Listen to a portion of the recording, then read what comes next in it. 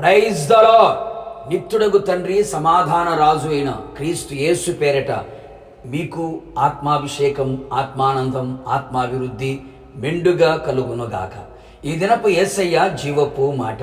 యెషయా ప్రవచన గ్రంథం 63వ అధ్యాయం 14వ వాక్యం.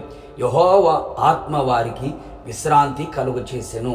అనుదినము ఆత్మలో ఆనందించుచు బలపరచబడుచు నడిపించబడుచున్న ఆత్మీయులారా, ఆత్మ సంబంధులారా, యెహోవా ఆత్మ జ్ఞాన వివేకములకు ఆధారమగు ఆత్మ, ఆలోచన బలములకు ఆధారమగు ఆత్మ, తెలివిని యెహోవా ఎడల భయభక్తులను పుట్టించు ఆత్మ మనకు విశ్రాంతిని కలుగు చేయును.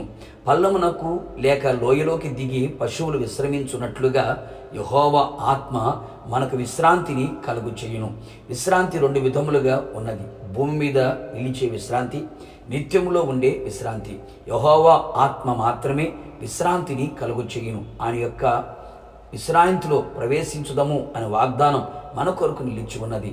దేవుని ప్రజలను విశ్రాంతి నిలిచి ఉన్నది. కొందరు మాత్రమే ఆ విశ్రాంతిలో ప్రవేశించుదరన్న మాట నిశ్చయము గనుక ఆ కొందరిలో మనమందరం ఉండునట్లు యెహోవా ఆత్మ మనలో క్రియ చేయాలి. అనేకులు ఆత్మీయులు ఆయన మాటకు, ఆయన ఆజ్ఞలకు, ఆయన నడిపింపుకు అవిధేయతను చూపి యెహోవా ఆత్మ వలన కలిగే విశ్రాంతిని పొందలేకపోవచ్చున్నారు. మీ చుట్టూ ఉన్న శత్రువులందరూ లేకుండా యెహోవా ఆత్మ మీకు విశ్రాంతిని కలుగు చేయును. ఏ శత్రువు భయము, కలవరము, బాధ, కన్నీళ్లు, విచారములన్నిటిలో నుండి శత్రు యొక్క తంత్రాలు, కుయుక్తులు, క్రియలు నీ మీద, నీ కుటుంబం మీద పని చేయకుండా, అవి లేకుండా చేసి విశ్రాంతిని కలుగు చేయును. అన్ని దిక్కుల విశ్రాంతిని కలుగు చేయును. కుటుంబంలో, శరీరంలో, నీ మనస్సులో కలుగుతున్న యుద్ధములు లేకుండా చేసి నెమ్మది కలుగు చేసి నీకు, నీ కుటుంబమునకు, నీ మనస్సునకు ఆయన విశ్రాంతి దయచేయును. అవును నా ప్రియ దైవ జనాంగమ, మన ఆత్మ, ప్రాణ, శరీరములో యెహోవా ఆత్మ విశ్రాంతిని దయచేయునట్లుగా, ఇదే విశ్రాంతి నెమ్మది అని చెప్పబడినట్లుగా మనము సమాధాన కర్తలుగా నిలిచెదము. పగ, ప్రతీకారాలు, ద్వేషభావాలు, మత్సరము, కోపము లేనివారమై సమాధానముతో నిండుకొని అనేకులను సమాధానపరచువారమై ఉందము. నిశ్చయముగా అట్టివారి హృదయములో, రాజ్యములో విశ్రాంతిని ఆయన దయచేయును. అంతము వరకు ప్రేమలో, సహనములో, విశ్వాసములో, పరిశుద్ధతలో, నీతిలో, యథార్థతలో, బోధలో, కృపలో, సత్యములో నిలకడగా నిలిచిన ఎడల యెహోవా ఆత్మ విశ్రాంతి ఇచ్చును. ఆయన కాడిని ఎత్తుకొని ఆయన యొద్ద నేర్చుకొని ఆయన వలె నడుచుచు జీవించుచు మనము ముందుకు కొనసాగిన ఎడల నిశ్చయముగా ఈ లోకమందు, పరలోకమందు ఆయన మనకు విశ్రాంతిని కలుగు చేసును.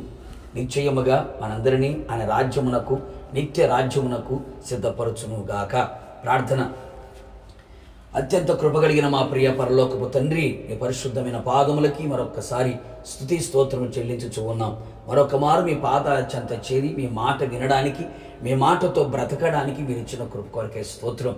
మీ ఆత్మ మాకు విశ్రాంతిని కలుగు చేయుచున్నదని ప్రభా మీ మాటతో ధైర్యపరిచినందుకే స్తోత్రాలు. ప్రాణాత్మ శరీరములో విశ్రాంతి కలుగునట్లుగా ఈ లోకమందు, పరలోకమందు కూడా విశ్రాంతిలో మేము ప్రవేశించున్నట్లుగా కృపదయం చేయండి.